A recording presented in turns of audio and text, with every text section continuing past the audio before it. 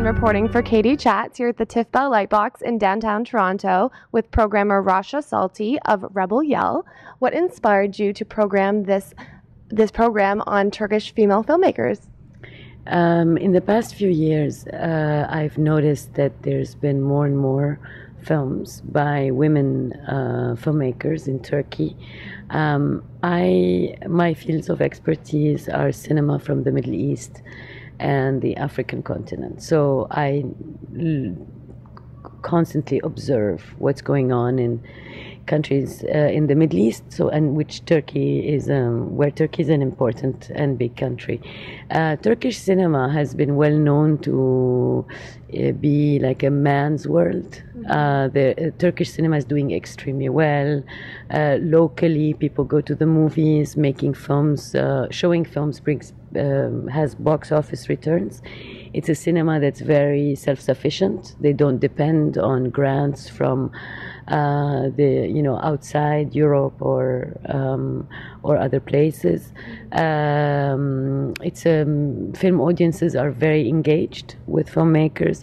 In the past, since the 90s, there's been an auteur cinema movement, an alternative cinema movement that has risen. So it's not just mainstream films, but it's been a man's world. And in the past few years, more and more women have been making films.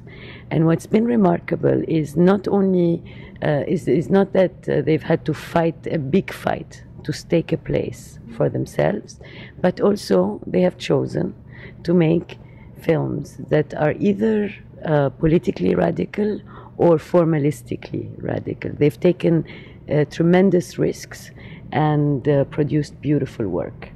And Turkish cinema, the Turkish cinema that has traveled outside Turkey has been the big names, the celebrated auteur filmmakers.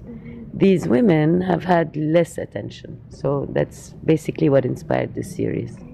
And 4 out of 6 films are either documentary or docu-fiction. What makes that such a great medium for these women to get their messages across? With the documentary cinema, what happens, when you screen a documentary film, the engagement with the audience is completely different. Documentary cinema is not supposed to be commercially viable. So once you don't have that burden of expectation on your shoulders, you can take formal and thematic risks. And when you manage to screen your film, the relationship that you have with the audience, the discussions that come out, and the subjects that are broached are far more enriching and interesting and have a real contribution to the discussion in the general public sphere. So with a documentary film, you can talk about a taboo issue that the newspapers don't talk about, and that TV refuses to or prefers to shy away from. This is why documentary cinema can be a more interesting medium than fiction cinema.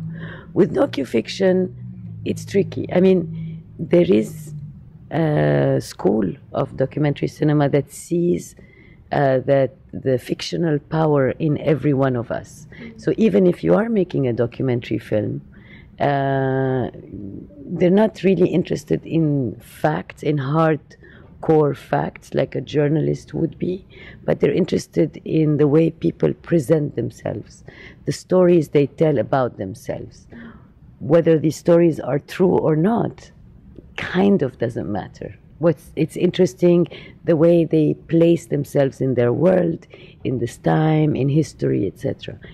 And taking from that, there is a genre in cinema that's between documentary and fiction that takes this people's ability to fictionalize their lives, push it a little bit further, and play on this ambiguity. The play on this ambiguity makes the discussions more interesting, the relationship to the film more interesting, the relationship to the audience more interesting.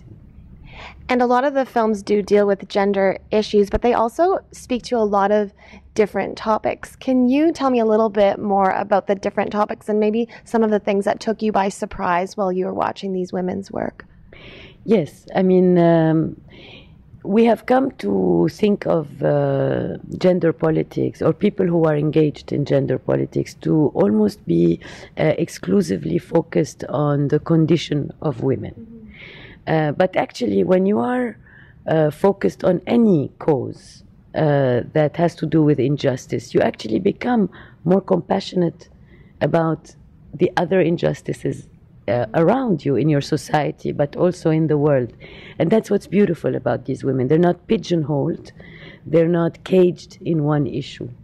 Their awareness of gender bias, their awareness of violence against women has opened their eyes and their hearts and their minds to injustice against the Kurdish population in Turkey, injustice against the very, very cruel process of gentrification that's taking place in Istanbul, that has really transformed Istanbul in the past 5 years really radically.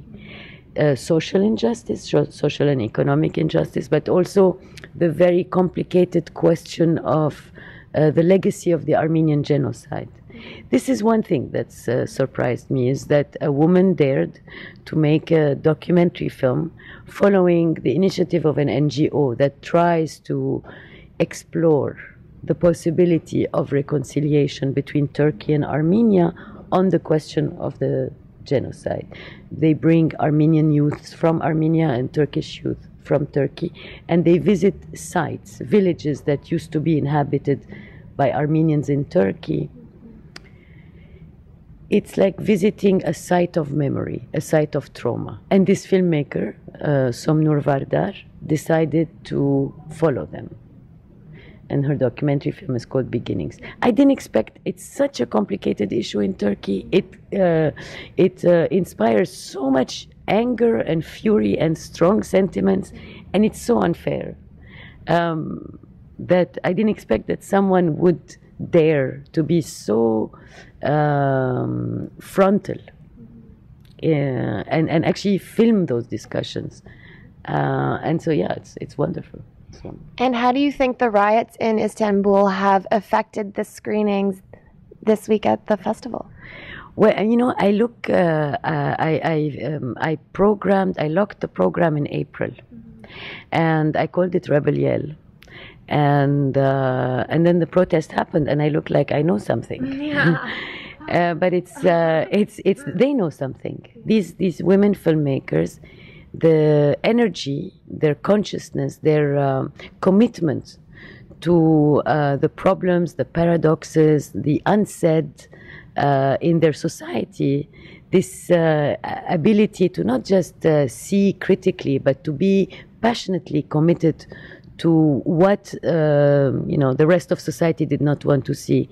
This is what eventually erupted with the protests, and this is why we look like the place to program films and bring, like we know something. Yeah, it's great. It's fantastic. They are the rebels. I thought they were just a tiny minority of smart artists, but it turns out that they are a vanguard. They are a vanguard. And where is the best place to find out more information on Rebel Yell online? www.tiff.net. Thank you so much. Congratulations on a terrific program, and best of luck in years to come. Yeah, thank you so much for being interested, for covering, and I hope to see you at the festival. Thank you. Thanks. I'm Katie Uhlmann reporting for KD Chats here at the Tiff Lightbox in downtown Toronto.